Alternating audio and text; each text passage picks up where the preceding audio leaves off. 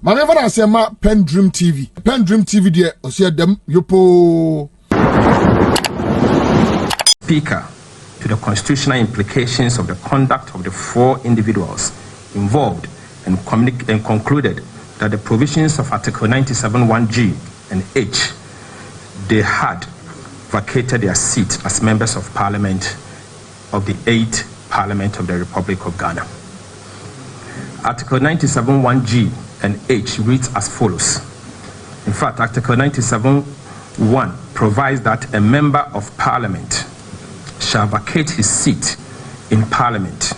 G says that if he leaves the party of which he was a member at the time of his elections to Parliament to join another party or seek to remain in Parliament as an independent member.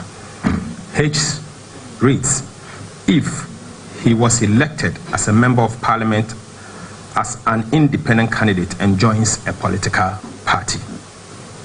Order 18 of the Standing Orders of Parliament mandatory places sole responsibility on the Speaker to communicate vacancy of the seat in Parliament. Order 18 reads as follows. The Speaker shall inform the House of the occurrence of a vacancy of the seat of a member under Clause 1, B to E, G and H of Article 97 of the Constitution of the Republic of Ghana.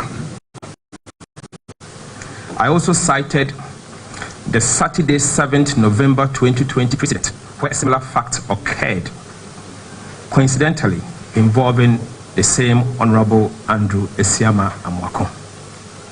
The then NPP Member of Parliament had gone to file his nominations for the December 2020 parliamentary elections as an independent candidate.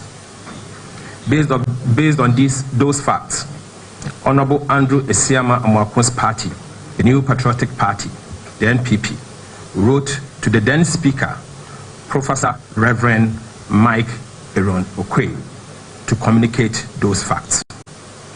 In that communication to the Speaker, the NPP indicated that Honorable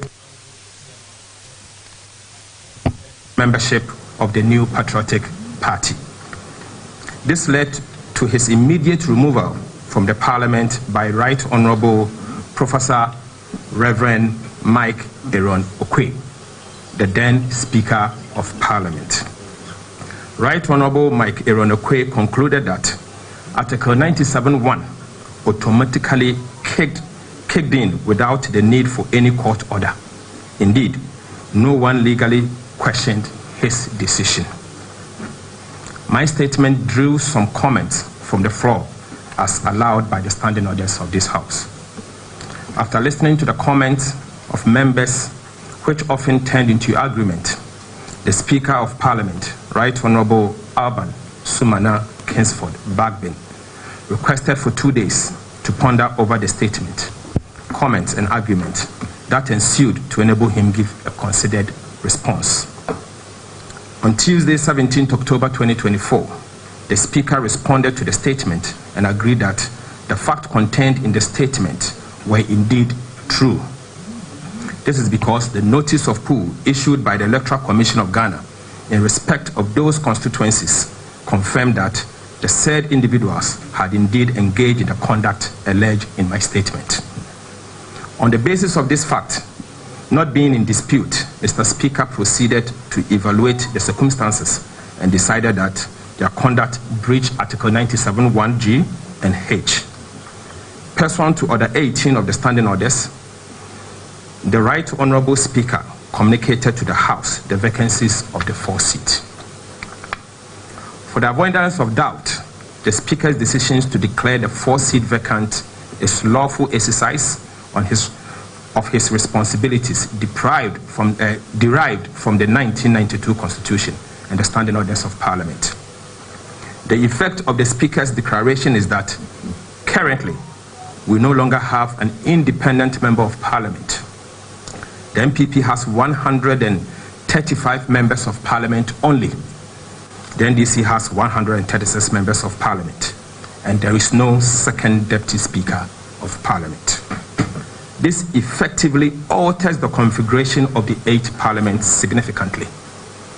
The NPP group in Parliament are now the minority caucus as defined by the relevant sections of Order 6 of the Standing Orders of Parliament. The minority caucus means members of the party or parties that have the second largest number of seats in Parliament.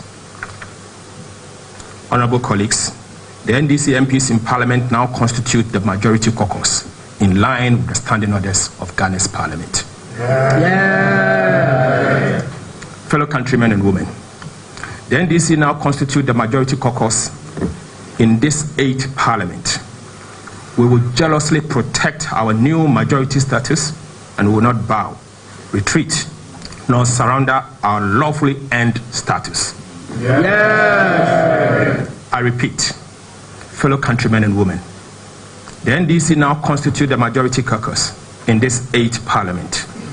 We will jealously protect our newly majority status and will not bow, retreat, nor surrender our lawfully earned status.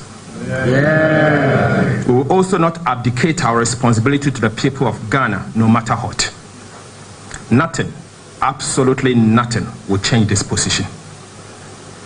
We have fortified that the proceedings of Parliament shall not be impeached or questioned in any court or placed out of Parliament. Any interference with the business of Parliament is unlawful, unacceptable, and shall be resisted. We have never hidden our position that we are in Parliament for the ordinary people of Ghana.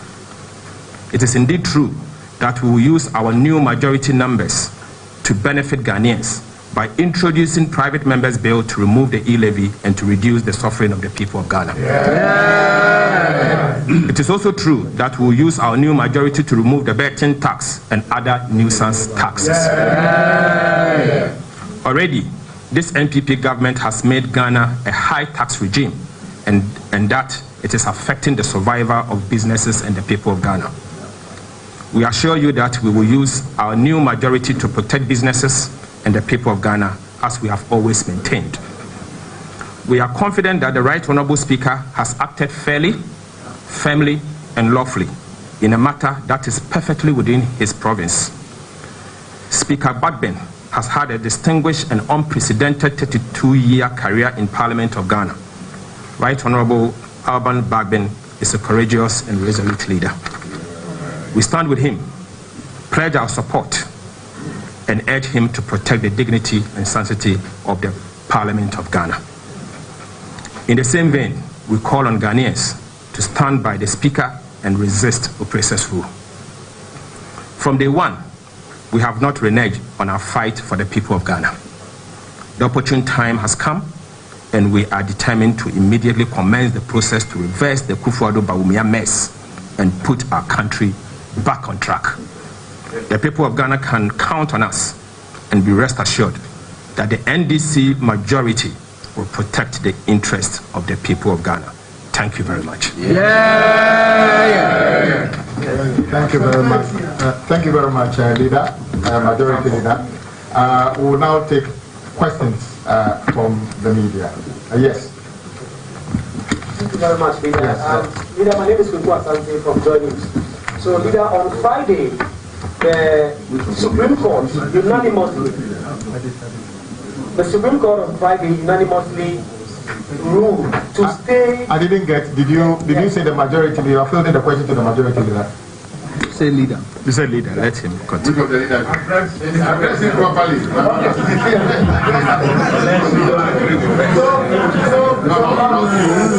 the Supreme Court of Ghana,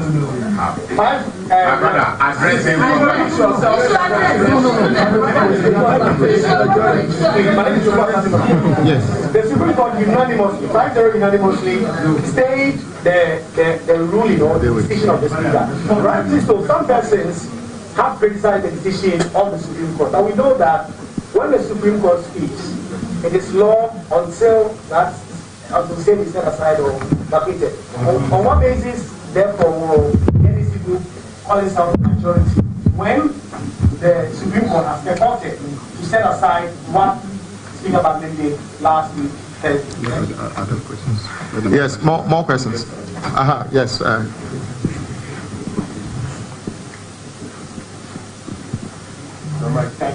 Thank you. Thank you, Majority Leader. Yes. Right. My name is Simon again, the Dean of the Parliamentary Press Corps. Since the statement or the decision of the Speaker to declare those 4 seats vacant, NPP has finally admitted that Professor Michael Quay's ruling was wrong. Why is the new majority pushing for a wrong precedent in Parliament? Thank you.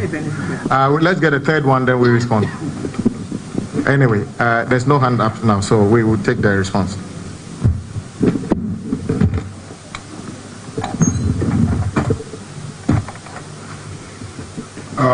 To the question about the purported directive of the Supreme Court to suspend a decision of Parliament, we are not aware of any law or any constitutional provision that enables anybody to suspend a decision of the Speaker in Parliament properly constituted. What we know is that under Article 2 of the Constitution and Article 130 of the Constitution, the Supreme Court has jurisdiction to make a declaration as to whether or not an act is consistent or inconsistent with a provision of the Constitution. But to suspend a decision of Parliament or a directive of the Speaker in Parliament, we are not aware of the legal basis of a conduct like that. Be that as it may, we as parliamentarians act on the basis of communication coming to us from the Speaker. We don't hear things in the news and act on them, or cite copies of records of proceedings in any court on social media and act on them. We act on the basis of communication coming to us from the Right Honorable Speaker. And if that communication says we should walk into the sea, we walk into the sea. Because we listen only to the Speaker and nobody else in relation to the integrity, the legality, and the appropriateness of what has happened in the chamber of Parliament. So that is my brief response to you in terms of your question. And the second question, which relates to the precedent that has been set by Mike Okwe, and why we in the majority today will be seeking to benefit from that precedent. I will say that when Mike Okwe gave his ruling in 2020, there were many who disagreed with him, and there were many who benefited from that ruling. But when Speaker Bagbin responded to the statement made by our now majority leader, and went ahead pursuant to Order 18 to communicate the vacancy of the 4 seats. In responding, he made some comments also, and his commentary was so persuasive that even those of us who questioned the propriety of Michael Okwe's action in 2020 became convinced that indeed Michael Okwe was right. I'm one of those that in 2020 publicly disagreed with Michael Okwe. I believe it was because Michael Okwe did not articulate his position very well. And when Speaker Bagbin responded to the statement and communicated the vacancy of the seats, and in doing so made some statements. His arguments or his commentary in relation to Article 97 1G was very, very persuasive, very, very persuasive, especially his position that if Article 97 is applicable to the next parliament, then it becomes a useless provision. It's not necessary. And those who provided for it in the Constitution could not have intended to engage in a useless exercise. So I can assure you that we are not convinced because Michael Kwe did it. We are convinced because we now see wisdom in the provision in the Constitution and the action of those who drafted our Constitution. Yes, thank you. We take three more. We take three more. We come this way. We go. Yes, thank you, leader. My name is Orinan Ponsa, and I work with Addo. My question emanates from the third hearing. Even though Speaker Bagbin cited evidences of these MPs purported to have vacated their actions, wouldn't it have been better for the Speaker to have heard from them before acting? The argument of the fact that they acted for nothing because officially they have not received letters from their political parties. Thank you very much. Next. I want to find out if there's unlikely that the Speaker decides to uphold the Supreme Court's decision. What would this do? We'll cross that bridge when we get there. Next. Thank you. My name is Akufo. I work for GhanaNDC.com. My simple question, I'm a bit worried. This particular parliament started right, and started with what? Right. Oh, okay. And looking at where you are going before the lifespan of this parliament, and okay, with that one. you end with the fight. No. If we are fighting against poverty, corruption. Thank you. The last one, then the leadership will talk. Thank you. Yeah. Your colleague, Makin, argues that you made a statement and that decisions are taken if it is a motion, and you also statement. So the Speaker's ruling is against the orders of the House. What is your response? Okay, let me start. As always, I'll be starting. Colleagues will fill in.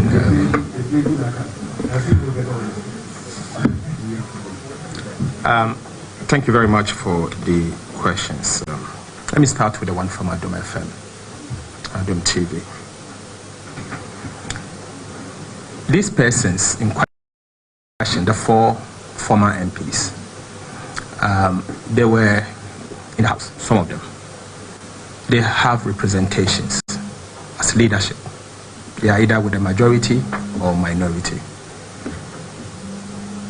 None of them denied the fact that they have contested as independent candidates or have moved from independent to a political party. So what else do we want the Speaker to do? So, and the evidence are out there. They are colleagues. We know they have contested. It's a matter of fact. So it's not something that someone is sitting somewhere and concocting a story or as such. It is a matter of fact, and they could not deny it. To date, they've not been able to deny it. Number two, you raised the issue with what my colleague, Honorable Afenyo Maken, apparently may have said. I doubt he made that kind of pronouncement, because obviously it is not up to him to interpret the standing orders of the House. He can speak to it, but the decision is not up to him. It is for the Speaker to interpret the standing orders of our House. So you can rule him out of order with what he said. And then the last one, as to whether we will fight. The only thing we'll fight has to do with the fight against corruption. We'll fight corruption, but we'll fight. We don't intend to fight in the chamber. We don't intend to fight. We only fight corruption and protect the Constitution. Nothing more, nothing less. Thank you. Just to add to that, if you notice on that fateful day of the beginning of this parliament, it was government that ordered the military and the police to enter the chamber and assault members of parliament. Indeed, my colleague, honorable, our colleague, filed a motion for those individuals, of which we have details of those military officers and what they did in the chamber. But I can guarantee you, it's not yet sunset on those issues. Just to add, we are aware that between yesterday and today, government, some elements of government have had a meeting again to deploy the military to the precincts of parliament to enter the tent. We are aware of that. We can just ask those around the Accra Sports Stadium that at a point in time tomorrow, they repeat the same misconduct. We can guarantee them the people of this country are sovereign. If you wear a military uniform or police uniform, you work to the Constitution. But they should be aware that the life of this government is less than 2 months. They will have to account for their conduct in 2020 and whatever they do tomorrow. But they shouldn't be surprised the people of this country would react forcefully to any misconduct of anybody in uniform on Tuesday and beyond. Thank you. We take the last batch of questions, if you have any. Yes. Last batch. And then after that, we'll do the three versions. Leader, Tuesday, both of you are returning to the chamber. I'm talking about both sides. And of course, the decisions are varied. Doesn't whatever happens on Tuesday rest with the Speaker? Do you have indication as to how the Speaker will allow things to pan out? Because the decision as to whether what happens at the court holds or doesn't rest with the Speaker. And what will be your expectation of the Speaker? Thank you. Next question. Should we say that's the final question before we do that? Yes. Okay. Look, I'm not the Speaker of Parliament, and I cannot preempt the Speaker. I don't know his intention. Or what I can assure you is that the NDC majority believes that we are the majority, and we'll do just that. We'll protect what has been given to us lawfully. Nothing more, nothing less. And apart from that, let's wait for the Speaker. Thank you. I'm not PENDREAM TV. Now, so far so good. Say open online portal e Ghana. Nipa share, nipa follow, nipa comment here. To my best of knowledge, without any biases, PENDREAM TV.